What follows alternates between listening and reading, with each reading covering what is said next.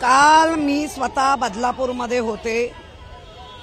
काल त्या मुलीच्या आई वडिलांना भेटायला आमच्या ज्योती ठाकरे गेल्या होत्या। माझ्याशी त्यांचं फोनवरनं बोलणं झालं। अनेक लोकांनी, पालकांनी आणि पालकांबरोबर इतर पालक त्या सगळ्यांनी त्याच्यामध्ये सहभाग घेतला आणि त्या सहभागामध्ये एकच मागणी होती की अशा नराधमांना फास्ट ट्रॅक करून लवकर फाशी द्या। कारण ज्या लहान मुलांना पाणी पिण्याचा वेळ होतो किंवा सूला जाण्याची जी लहान मुलांची वेळ आहे त्या वेळेत या नराधमांनी आपलं कार्य साधलेलं आहे। निश्चितच त्या सगळ्याला लॉकअप बंद केलं वगैरे हे सगळं आहे, परंतु आपलं जे सरकार आहे हे इतकं मशगूल आहे। जे अजय चौधरींनी सांगितलं की आजही निवडणूक घ्याव्या का ना घ्याव्या का याच्यावरती विचार चाललाय। कुठल्या पक्षातला कोणाला घ्यायचं, कसं घ्यायचं, किती पैसे द्यायचं याचा विचार चाललाय।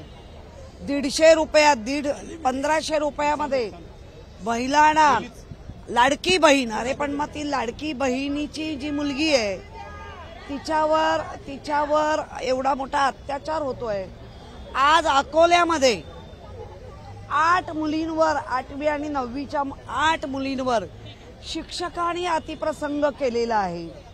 म्हणजे देऊळ सुरक्षित नाही, शाळा सुरक्षित नाही, त्याच्यानंतर जिथे काम करतो तिथे सुरक्षित नाही, ट्रेनमध्ये जातो सुरक्षित नाही, प्रवासामध्ये सुरक्षित नाही। मग गृहमंत्री म्हणून जो अधिकार आहे त्याचा वापर कधी करणार आहेत? आणखीन एक मुद्दा या दरम्यान पाहायला मिळतोय। स्वतः मुख्यमंत्र्यांनी असा आरोप केलेला आहे की लाडक्या बहिणीच्या नावाचे पोस्टर असतील किंवा ज्या पद्धतीचा क्राऊड त्या ठिकाणी काल पाहायला मिळाला होता, त्यांना कोणीतरी फूस लावून ते पाठवले होते, जमवून हा क्राऊड आणला होता। नाही, मुख्यमंत्री असले तरी ते माणूस आहेत। कोणाला कोणी फूस लावली होती विचारा। माणूस आहेत। गुवाहाटी वाया सुरत इकडे तिकडे जाताना कोणी फूस लावली होती ते उत्तर द्या। तुम्हाला कोणी फूस लावली होती? तुम्ही म्हणताय आता फूस लावली, तर तुम्हाला कोणी फूस लावली? आणि तुम्ही वाया मार्गे जाऊन ही जी सत्ता स्थापन केली हरकत नाही, तुम्हाला ती लकला, परंतु खोटे आरोप करू नका। तुम्ही लाडल्या बहिणीमध्ये एवढे मशगूल आहात की तुम्हाला बाकी काही दिसतच नाहीये। इतका अत्याचार होत आहेत तर तुम्हाला ते दिसत नाहीयेत।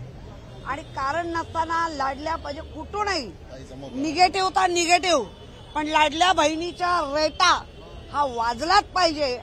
हा जो काही त्यांचा एक प्रयत्न आहे तो मला वाटतं केविलवाणा प्रयत्न। चित्रा वाघ यांनी कोलकाताच्या प्रकरणामध्ये सीएसएमटीच्या ठिकाणी जाऊन कॅन्डल मार्च काढलेला होता, परंतु या संपूर्ण घटनेमध्ये पोलीस कारवाई करतील एक साधी भूमिका त्यांनी घेतलेली आहे।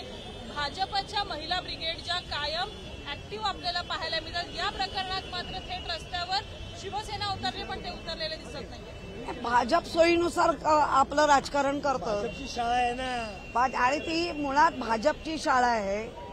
त्याच्यामध्ये वामन म्हात्रे हे ट्रस्टी आहेत, म्हणून त्यांची हिंमत झाली। एका पत्रकार मुलीला, जाधव नावाची मुलगी आहे, तिला विचारतात तुझ्यावर रेप झाला का? म्हणजे शाब्दिक रेप केला ना, त्याच्यावरती आता खऱ्या अर्थाने गुन्हा दाखल करून जर कोणीच काही नाही केलं तर आम्ही जर याचिका दाखल करणार म्हणजे करणार। तर महिला पत्रकार सुद्धा आमच्या भगिनी आहेत, आमच्या मुली आहेत, त्यांना अशा वाऱ्यावर आम्ही सोडणार नाहीत। कारण त्या पत्रकार ज्या संस्थेत काम करतात त्यांचे वरचे विकले गेले असतील, पण आम्ही आमच्या